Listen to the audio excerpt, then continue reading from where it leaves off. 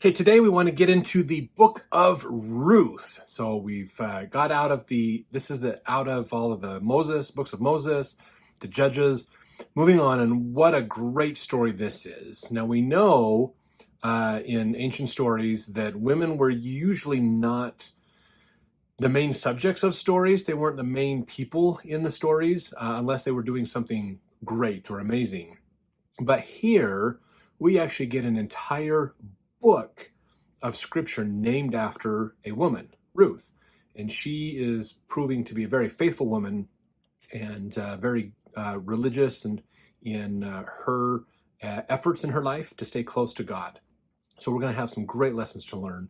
Great story of understanding the value and benefits that women can bring to the gospel as they are active participants in this gospel as well.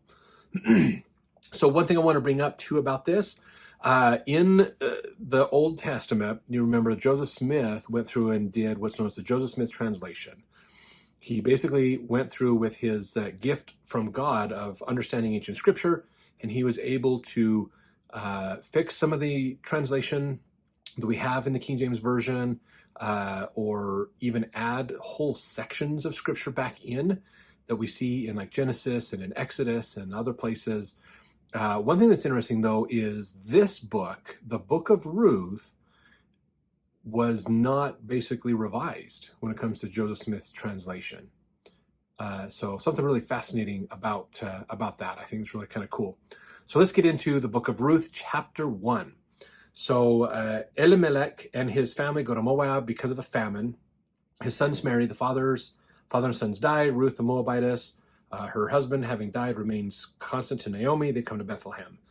Excuse me. So this is something that's important to understand as we get started here. Okay, is like we read in this chapter heading, environmental disasters were common back then. Were very common back then. So this is a time frame, not only where, if you remember from the stories through the book of Judges, that Israel still was struggling with wars of some of the people in the northern areas, still struggling with fighting some of their neighbors for occupying the land, or being taken over by other people like the Philistines and others who are still around. So there's still these conflicts, local conflicts and wars that are happening. But at this time as well, there's a severe famine. A big drought comes up, basically, and the crops are failing. So people are starving, they're struggling.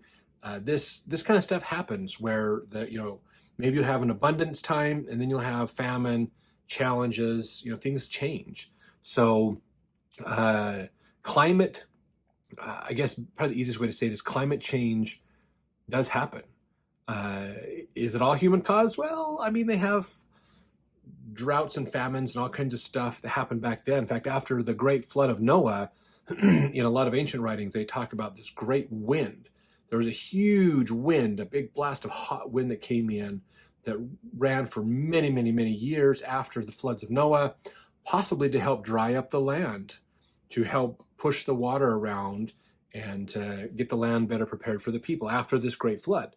So there was that could be a big issue with a lot of heat, a lot of wind. We know some parts like the Sahara Desert, some of the areas over there used to actually be tropical. I mean, they were very tropical, lots of plants, lots of things, but the climate has changed. Now that climate change, those kinds of things happened thousands and thousands of years ago. So climates do change on their own. Sometimes that does happen, okay? And so I'm not trying to make this a big video about climate change and all the local, more new political stuff that's going on. There's other videos I think we've talked about that. What we want to talk about here is, again, there is a huge drought that's happening. Okay, rivers are drying up. It's a deserty area. It's making it harder for food. So a lot of challenges are coming with this, and that sometimes means things are going to cause changes to where people live. Migrations oftentimes happen, if you're doing genealogy, around major environmental disasters. Okay, you can even read in the very beginning of the church history, the New Saints 4-volume set that they have. At the beginning, you read about a volcano that erupts. I believe it was Mount Tambor over in the Philippines. It erupts and it changes for a couple years the growing conditions, basically. It cools the earth down, causes some places who usually get lots of rain to not get rain, which caused crop failures and problems. The Smiths had a farm. They couldn't make it work. The crops failed. They struggled. They had to move further south where the temperatures were a little warmer, a little easier for them to do things. So they moved, had another farm, and moved forward. And that's how they got to Palmyra, New York. So kind of some cool ideas, but weather does affect things. And it's going to affect our story in here with Ruth and her upbringing. So let's get into this. Okay, excuse me. Now it came to pass in the days when the judges ruled that there was a famine in the land. And a certain man of Bethlehem, Judah, went to sojourn in the country of Moab, he and his wife and his 2 sons. Remember, Bethlehem means house of bread. So it used to be an area that was pretty abundant, probably. And now it's not abundant anymore, basically. It's a suburb of Jerusalem. So they were in Bethlehem. Remember, this is where towards the end of the book of Judges, remember we heard about the gentleman that took his concubine. They went to Bethlehem and then moved through Gilead, or not Gilead, through the tribe of Benjamin, who was around Jerusalem and had all those atrocities happen. So this was a family that lived in this area, and because of the famine, they decided to leave. So this is probably many, many years after some of those stories in the book of Judges. Verse 2, and the name of the man was Elimelech, which means my God is king. So interesting with that. And the name of his wife Naomi which means pleasant. Naomi is pleasant. And the name of his 2 sons, or really their sons, is Mahlon and Chilion. And we're verse 5, not verse 5, excuse me, on verse 2, Mahlon actually means sickness. Chilion means weakening. So even the names of their kids are somewhat descriptive of the times of what was going on. This is not an uncommon thing where people would name children names that kind of conveyed a message as to what was going on in their life. So sickness, weakening, struggles, challenges are happening. So they have these 2 sons. Ephraithites of Bethlehem, Judah was the other name. And that's, you can look into Genesis 35:19 for more about that, but it's kind of an Ephraimite type thing. And they came into the country of Moab and continued there. So they left Bethlehem and they went to Moab. And remember, Moab is, if you remember right, the Moabites, they were destroyed by by the Israelites, early on as they came across. So they've kind of crossed over Jordan to the other side where the other tribes have some inheritance, not on the Canaanite side of Jordan, but the other side of Jordan. So they're out there going to this place basically to live because they're looking for food. They're looking for a place that can sustain their life. Verse 3, and Elimelech, Naomi's husband, died, and she was left and her 2 sons. And they took them wives of women of Moab. The name of one was Orpah, the name of the other Ruth. And they dwelt there about 10 years. So these are Israelites. They went out and they married women who are outside of the Israelite family necessarily. Is what's going on. Now, verse 5, and Mahlon and Chilion died also, both of them. And the woman was left of her 2 sons and her husband. Now, this is a challenge for the customs and traditions of the times. Okay, so back then, women were seen more almost as property. They had a lot of rights and privileges and opportunities, especially in Israel, but they weren't seen as equal with men. So they couldn't own items. They couldn't make some decisions for the family themselves. So a woman who lost her husband oftentimes would rely on her oldest son. The oldest son would end up kind of forming a partnership with his mom to run the family business, to run the farm, to take care of the family, basically. as we see if you go back and look at the story of Jacob in the back in Genesis, of when he went to go get he fell in love with a woman and Rachel, and he served her brother because her dad had died. Her brother was the leader of the family and decided who got to say yes, you can marry my sister or not, and did all that.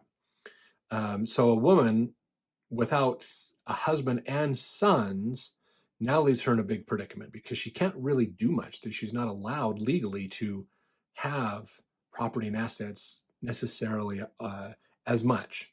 She still can. There are still rules in the law of Moses that talk about helping a woman who's in this kind of situation to not lose what she has.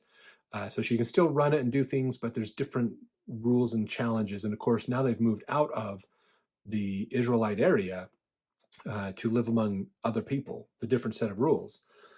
So this is a challenge. This has put her and her daughters-in-law in a predicament because now you've just got three women living in a house. Oftentimes when the husband would die, if there's not a family, then the woman would go live with her parents again, go back to her family. That was not an uncommon thing. So verse 6, then she arose with her daughters-in-law that she might return from the country of Moab. For she had heard in the country of Moab how that the Lord had visited his people in giving them bread. Therefore she went forth out of the place where she was, and her two daughters-in-law with her, and they went on the way to return unto the land of Judah. So Naomi is going back to Judah. They had heard that Moab had been greatly blessed of God, and so there was grains and things that were there in the country, but now she doesn't have a man to help her with dealing with things. She couldn't get into contracts, couldn't do certain things. So she's going back to her family. Her parents are probably passed away, but she probably has siblings or relatives still in the land of Israel. So she's going back, and her two daughters-in-law who aren't Israelites are still with her. Verse 8, Naomi said unto her two daughters-in-law, go, return each to her mother's house. The Lord deal kindly with you as ye have dealt with the dead and with me. So she's basically telling them, hey, thank you so much for being my daughters-in-law. I love you. Go back to your households and may God bless you in your households and your future endeavors. As far as Naomi's concerned, this family's basically gone. It's all falling apart. They don't have a family anymore, basically. And then verse 9, the Lord grant you that ye may find rest, each of you in the house of her husband. Then she kissed them, and they lifted up their voice and wept. So they're sad. They're sad. Orpah and Ruth are really sad. It's kind of a sad moment. They've lived together for a decade, basically. They've been together for a long time. And so now they're like, oh, but what do we do now? Basically. So verse 10, and they said unto her, surely we will return with thee unto thy people. So they're like, Naomi, we're coming with you. We're not going back to our moms and dads. We're going with you. Now, I think this definitely shows a lot of loyalty to Naomi, which I think is wonderful. We don't know for sure. I mean, it could be that their families are dead and gone, and they have nowhere to go anyways. And so staying with Naomi might be the best option for them. But I think there's a great value here in this loyalty that they have to Naomi. And a good lesson for us to learn, I think, is how women oftentimes have this great loyalty and understanding people and working with people that I think a lot of men could learn from that, honestly. So they're going to stay. They want to stay with Naomi. So verse 11, and Naomi said, turn again, my daughters. Why will ye go with me? Are there yet any more sons in my womb, that they may be your husbands? She says, turn again, my daughters, go your way, for I am too old to have an husband. If I should say I have hope, if I should have an husband also tonight, and should also bear sons, would ye tarry for them till they were grown? Would you stay for them from having husbands? Nay, my daughters, for it grieveth me much for your sakes, that the hand of the Lord is gone out against me. So what Naomi is saying in this part is basically going, ladies, come on.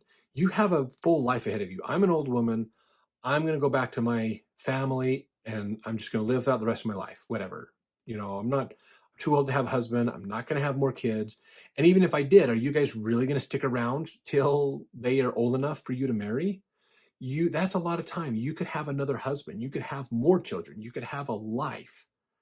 So go back to your parents, marry again somebody else, and have kids. Have a good life. God has dealt with me negatively. My husband and my sons are all dead. My family is gone. I'm kind of done. I'm just going to go back and live my days with my kin and not worry about it. But you two are young. You have a future. Go enjoy your future, basically. Verse 14, and they lifted up their voice and wept again, and Orpah kissed her mother-in-law, but Ruth clave unto her. So Orpah kissed her. Oh, we're so sad. Ruth clave her, gave her a hug, held on to her, basically. So kind of an interesting description there of just how, Orpah's sad that this is happening. But Ruth is a little bit more connected to Naomi, going, I'm not leaving you. I am not leaving you. Verse 15, and she said, behold, thy sister-in-law is gone back unto her people and unto her gods. Return thou after thy sister-in-law. And Ruth said, okay, so I just wanted to point this out from verse 15 to 16, we're singular here, so there's a good chance Orpah said, okay, Naomi, I understand, that makes sense. That would be the decent thing, the logical thing for us to do. So I'm sad to see you go, but I understand, I'm going to go back to my family.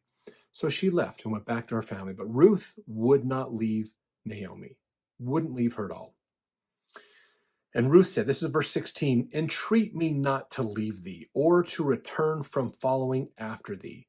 For whither thou goest, I will go, and where thou lodgest, I will lodge. Thy people shall be my people, and thy God my God.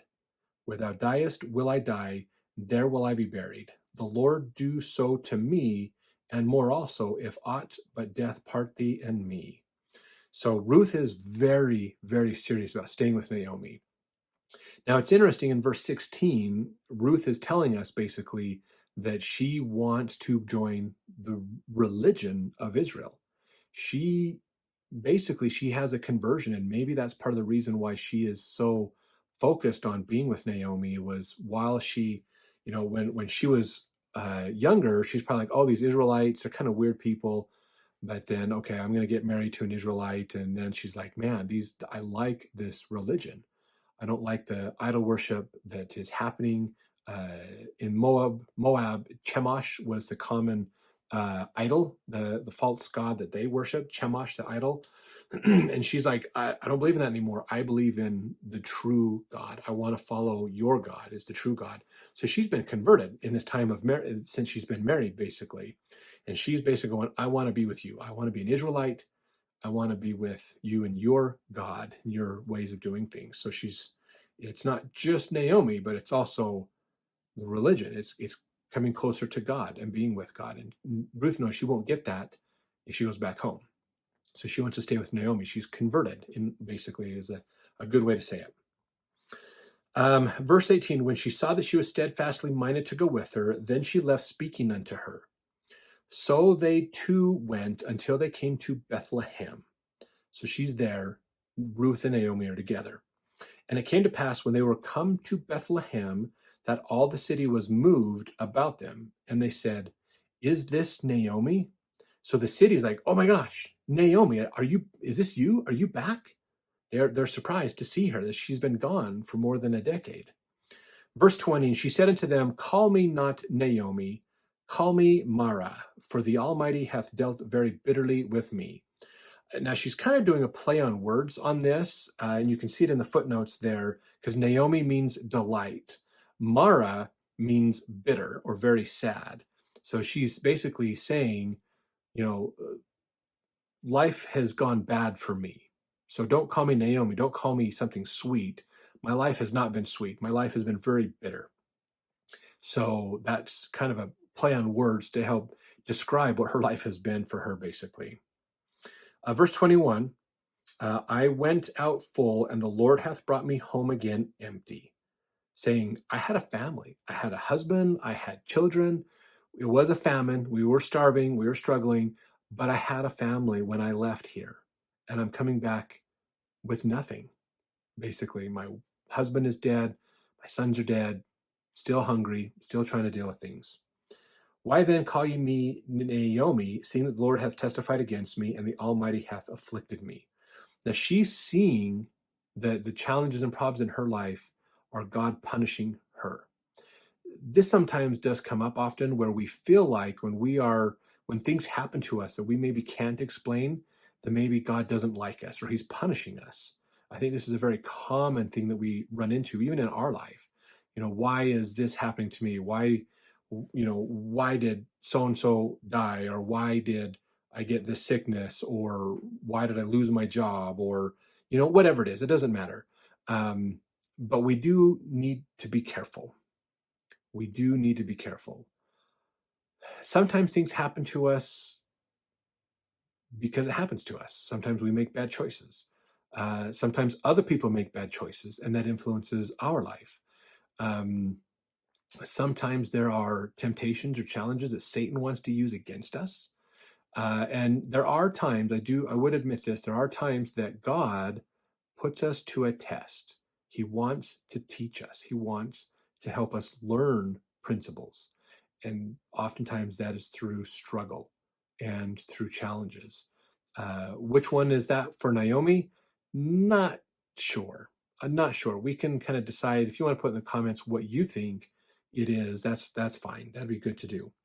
But I'm not sure, why these things are happening to Naomi. So verse 22, so Naomi returned, and Ruth the Moabitess, her daughter-in-law with her, which returned out of the country of Moab, and they came to Bethlehem in the beginning of barley harvest. Now, this is an important point we're going to get into more in chapter 2. They're here at the beginning of the harvest of the barley. So we're going to learn a little bit more about their situation in the next chapter. So we'll see you in chapter 2.